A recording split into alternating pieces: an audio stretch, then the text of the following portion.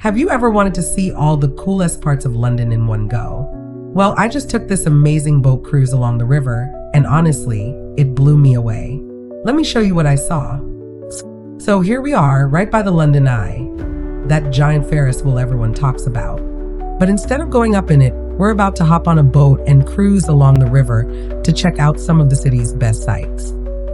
There's Tower Bridge. It's kind of like the face of London's history.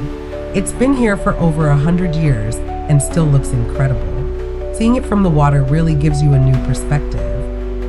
Look at all these people heading to the London Eye. It's a major attraction for a reason. But trust me, the river cruise is a way better chill out spot with amazing views. What's cool about London is how old and new live right next to each other. You've got these shiny skyscrapers rising up beside classic stone buildings. It's like the city's constantly changing but still holding onto its roots. Oh wow, check this out. The UK Navy ship's docked right here on the river.